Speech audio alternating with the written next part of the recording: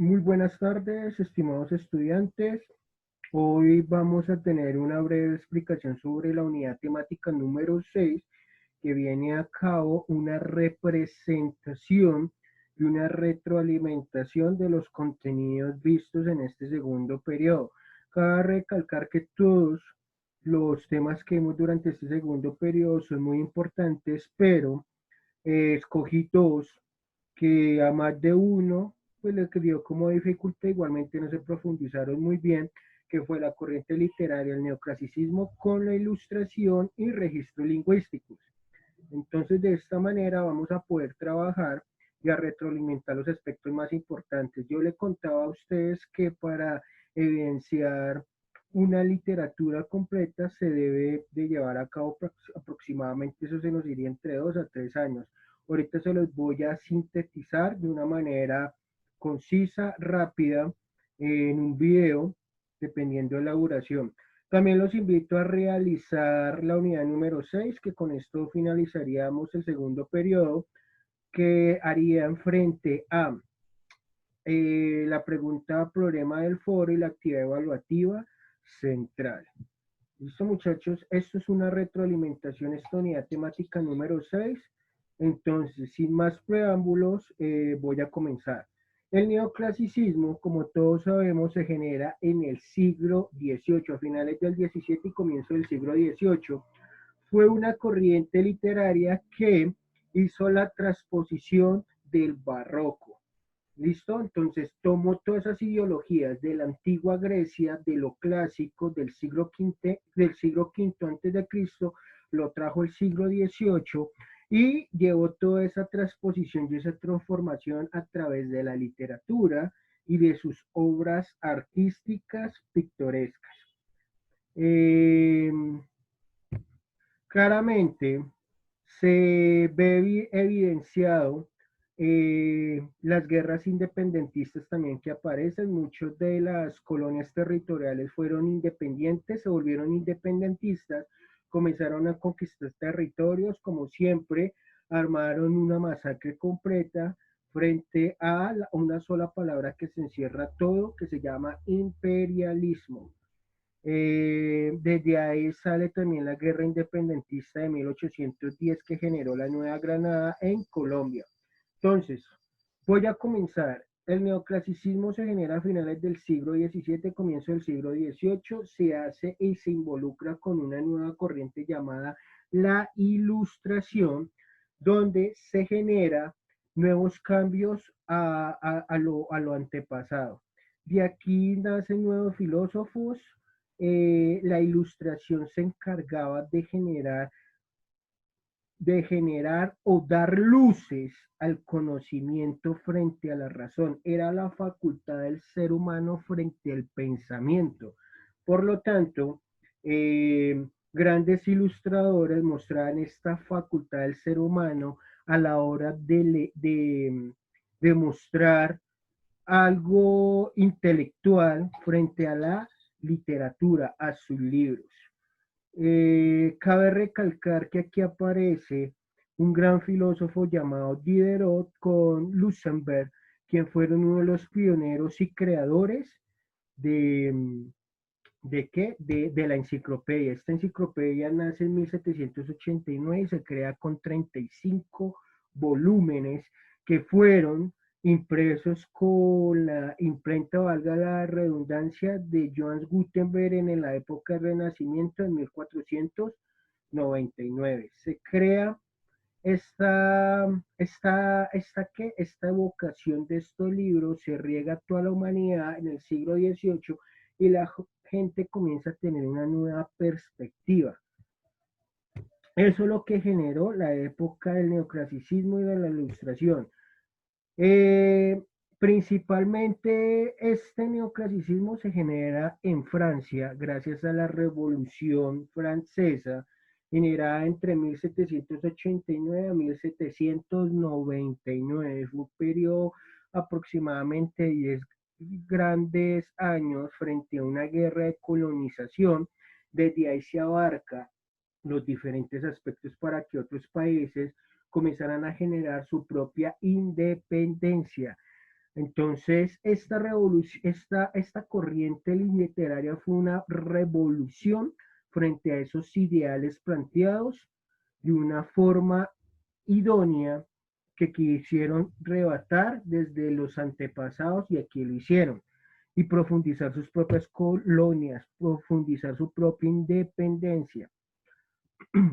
Eh, este tuvo también unos desgastes de temas religiosos. Recordemos que en el Renacimiento, en la época de la Edad Media, en el Renacimiento y el Barroco, era un choque contra el teocentrismo frente al antropocentrismo. Aquí la religión ya entra en una estabilización algo completa, pero no se evoca mucho a la religiosidad, se evoca mucho a la razón.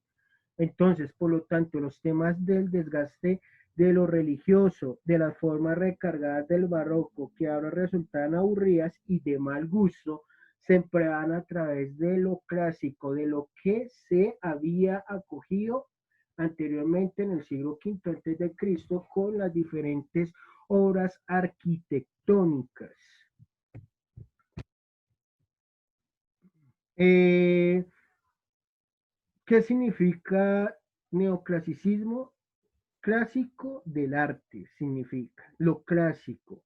Por eso les estaba diciendo anteriormente, neoclasicismo que hizo, cogió ese arte plasmado en el siglo V antes de Cristo, que fue en la antigua Grecia, y cogió y lo transpuso y lo transformó al arte en el siglo XVIII. Manejó varios aspectos como la sencilla simetría y los diferentes artistas de la antigua Grecia y de Roma. También aparece la ilustración, como les había dicho, en 1789, con el movimiento intelectual, como decía, la ilustración. Esto lo crean varios filósofos muy importantes, entre esos está Pestalozzi, Rousseau, Montesquieu, Immanuel Kant, Diderot y Lambert. Estas personas fueron uno de los pioneros frente a la facultad del ser humano de la razón, a que pensaran, y dieron luces a una humanidad. Ilustración, ¿qué significa? Dar luces. Y estas luces se las dieron a una humanidad. Eh, ¿Qué infundió estas causas de la ilustración? De manera masiva el conocimiento de mitigar el estudio de la naturaleza frente a la ciencia, la combinación del razonamiento meticuloso y experimentación práctica podía elevar los decretos de lo material. Ya les dije los autores que participaron, lo mismo con referente a las 30, al volumen de la enciclopedia que generó de Lambert y Diderot, que fue uno de los grandes pioneros y que hoy en día nosotros conocemos la enciclopedia, ya no la conocemos a través de un volumen de libros, sino la conocemos por una página web. Y esto fue muy notable. También entra Pestalozzi y Rousseau fecundando que en la educación la praxis se debería alimentar a través de las manualidades, no tanto de la teoría, sino de las manualidades, ya que el ser humano fecundaba su razón, su pensamiento, su crítica y daba a conocer lo aprendido a través de estas manualidades. Por eso ellos ejemplifican y dicen que todo niño que entre a un colegio tiene que aprender a través de las manualidades, no de tanta teoría. O sea, ellos plantean la praxis, la praxis. Los ideales. Aquí se maneja un ideal revolucionario frente a las guerras independentistas, ya se los había dicho. Una de las causas de las guerras independentistas fue la revolución francesa frente a la Declaración de los Derechos Humanos el 26 o 27 de agosto de 1789, la independencia de Estados Unidos que se genera el 4 de julio de 1776, la independencia de Colombia que se genera el 20 de julio de 1810, época del neoclasicismo y mediante los resultados de una revolución francesa. ¿Qué buscó esta revolución francesa? Independización. y esto generó a que muchos países también se independizaran. Eh, Filósofos como Hegel y Schiller se cuestionan sobre la libertad política y el papel de la razón como una intelección. Pu- eh, para cumplir allí sin contemplar los sentimientos y sin cual el corazón de las personas. ¿Qué nos quiere decir esta pequeña frase? Es que la razón prioriza todo lo que el hombre tiene. Después, la razón es la parte fundamental de otras cosas. Se generan también los cambios frente a la primera revolución industrial. Aparecieron nuevos procesos, nuevos contextos, nuevos cambios tanto en la economía como las herramientas tecnológicas que se utilizaron. Recuerden que esta revolución industrial aparece en el Reino Unido, en Gran Bretaña, en 1760, 1840. En la actualidad vamos en la cuarta revolución industrial y aparece con unos mecanismos significativos para el avance tecnológico y económico. Y esto produce más economía. ¿Qué pasa con el proletariado? El proletariado queda como discriminado y eso es lo que pues han querido como fecundar hoy en día en la contemporaneidad, nos han querido como discriminar en ese contexto por cambio de máquinas y no se ha dejado. El proletariado hace una revolución en 1840 en el cual pues avala sus derechos como empleado, donde hoy en día pues se cuestiona todo lo que usted tiene o lo que va a tener o sus papás tienen como eh, empleado de una empresa. Aquí en la revolución aparece la primera máquina de vapor creada por James Watt, la locomotora, se me escapa el nombre ahorita de la primera locomotora a vapor, Jos Stoffer, no me acuerdo muy bien cómo se llama, se me escapa en este momento, y fueron unos avances muy importantes frente a la industrialización y al traspaso de comercio de una ciudad a la otra. El capitalismo, como fue una época como se generó el renacimiento por las primeras bancas, aquí también entra el capitalismo, como la crítica profunda sobre la sociedad capitalista, el consumo capitalismo, el consumo salvaje, eso lo planteaba Hegel. Cada vez que el capitalismo avanza con un avance tecnológico y una revolución, ¿qué va a querer la persona? Tener un capitalismo salvaje, consumir, consumir, consumir, consumir. Y esto ha generado, como lo planteó Karl Marx y Hegel, el capitalismo salvaje. El neoclasicismo en Hispanoamérica, aquí como siempre llegó un poco tardío, como esto se generó en Francia y se regó luego a los diferentes países de Europa, aquí yo siempre lo he dicho, aquí siempre ha llegado como lo sobrado, se ha cogido como esas figuras y hemos querido transformar todas esas figuras. Aquí llegó. En Hispanoamérica llegó aproximadamente en el siglo XVIII con ideales ilustrados y la creación de una literatura de estilo neoclásico surgieron un siglo después en Hispanoamérica. Un siglo después. Estamos diciendo que aproximadamente aquí, mientras que se fecundaba, mientras que se comenzaba esto y en otro lado ya se estaba fecundando, aquí llegó casi a mediados del siglo XVIII, incluso ya para finalizar el siglo XVIII. Mantener sus colonias.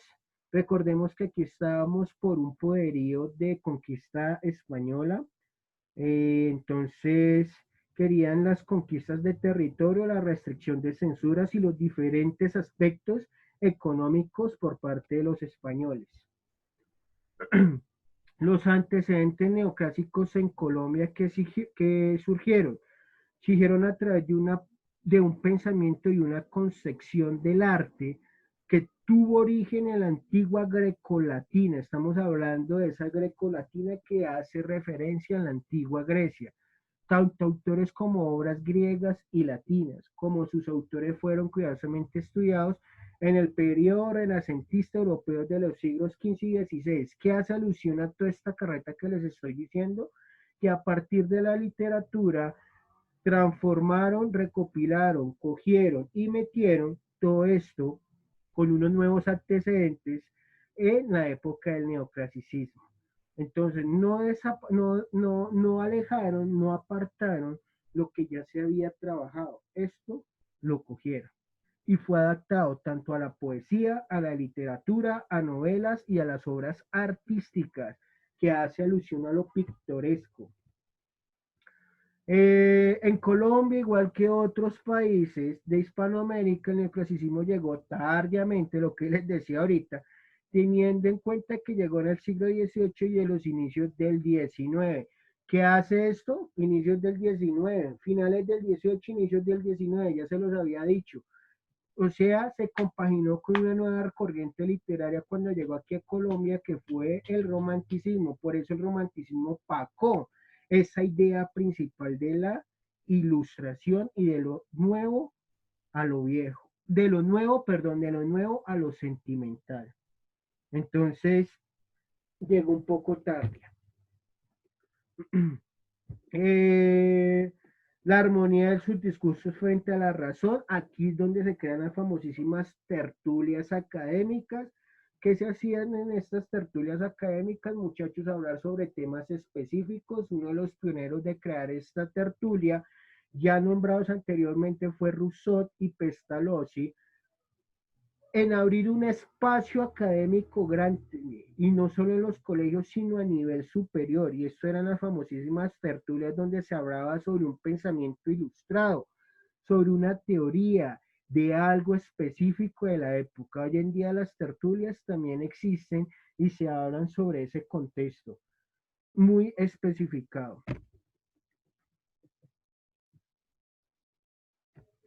Existieron diferentes características del neoclasicismo. Una de ellas fue el pensamiento ilustrado, que ya lo dije, estilo y equilibrio frente a lo artístico, razón y escepticismo. La razón frente a qué? Al estudio de la realidad mediante los sentimientos. Lastimosamente evocado cuando entró el romanticismo, los sentimientos, la subjetividad del yo, la contraposición o la oposición de la razón. Por eso yo siempre he dicho y he realizado esta crítica: a nosotros nos fecunda mucho la razón, nos falta muchísimo. Somos más unilistas, más sentimentalistas, más subjetivo a la sensibilidad de lo emocional que a lo racional. Compromiso político frente a los ideales independentistas, influencia grecolatina vuelve a resaltar como obras artísticas de la antigua Grecia. Los pensamientos está dirigido a la Revolución Francesa. Ahí es donde derrocan a la burguesía como tal, sube el proletariado, el pueblo, a tener esos poderes.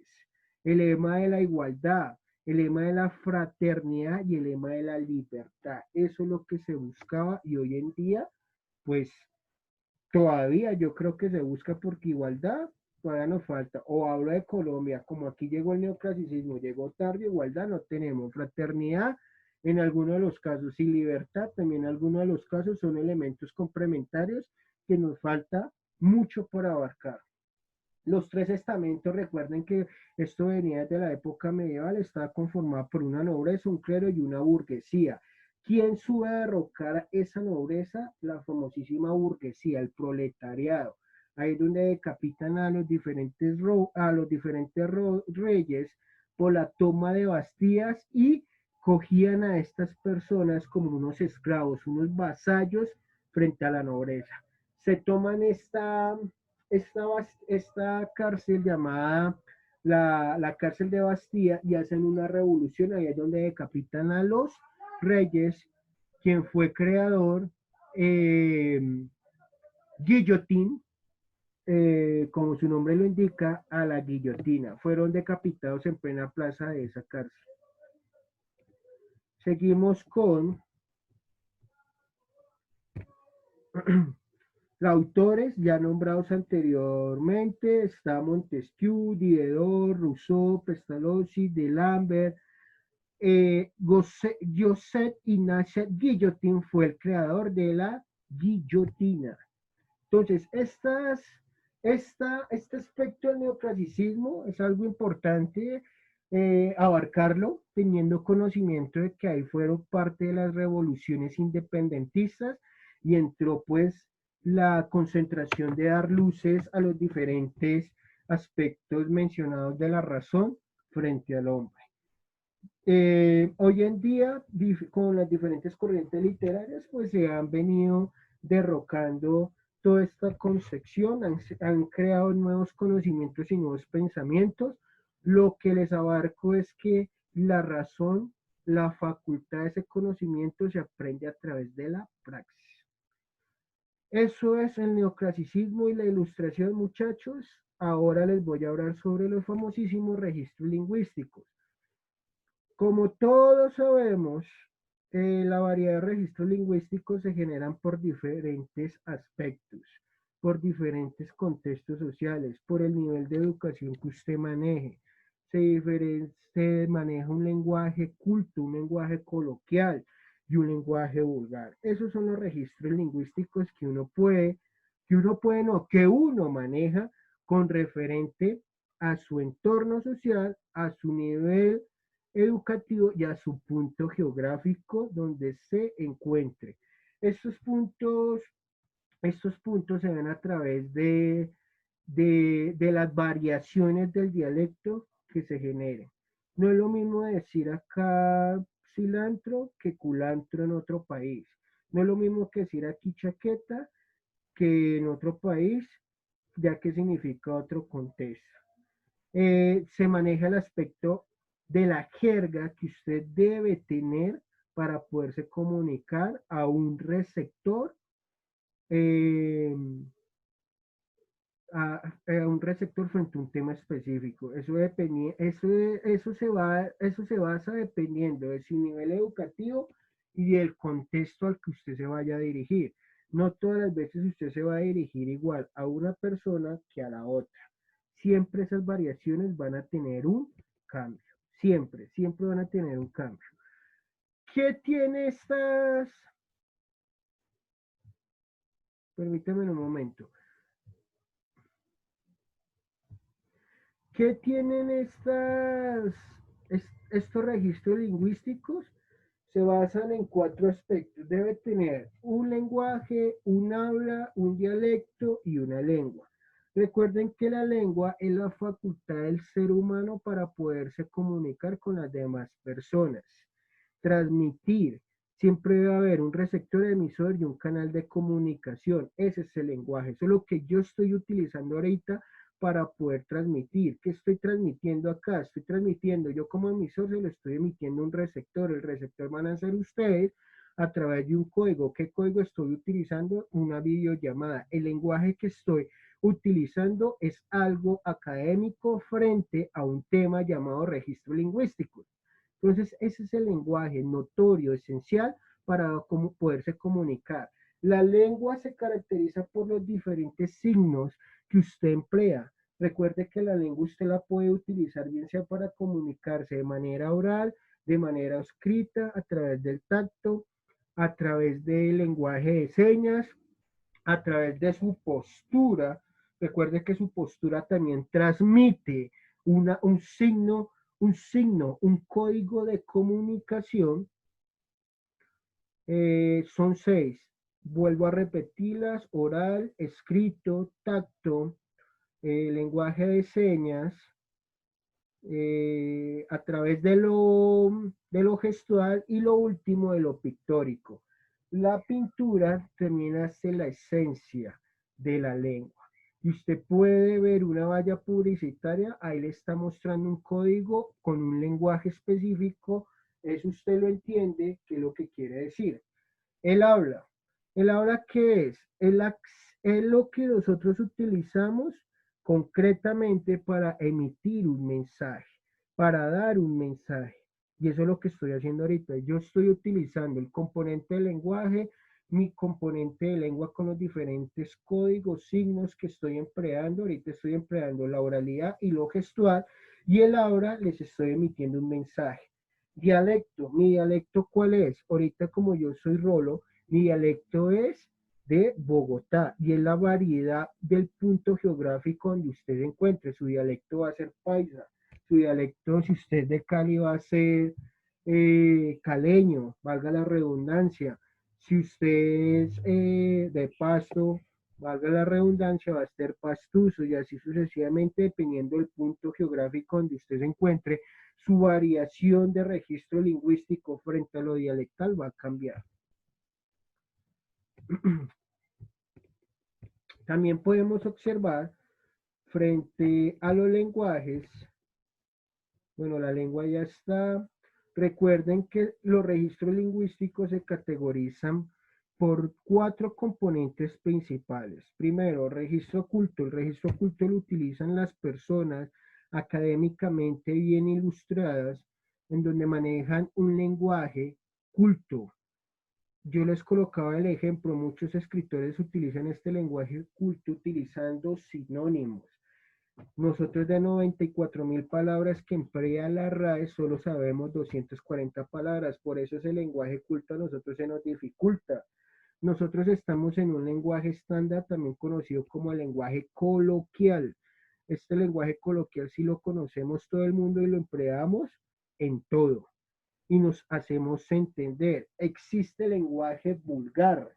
Este lenguaje vulgar hace referencia a personas que no han tenido un sistema de estudio o un sistema académico de aprendizaje y lo utilizan. Y existe la jerga, todos tenemos una jerga, eh, pero existe la jerga que se llama el apócope del argot. ¿Qué significa el argot? Es la forma de comunicación del lenguaje de los delincuentes. Eso es un apócope. Y ese lenguaje solo lo van a conocer ellos. Solo lo van a conocer ellos. Esas son las variaciones que nosotros debemos tener en cuenta y esto varía dependiendo de nuestro contexto. Nivel culto respeta las normas lingüísticas, las estructuras morfosintácticas de una oración.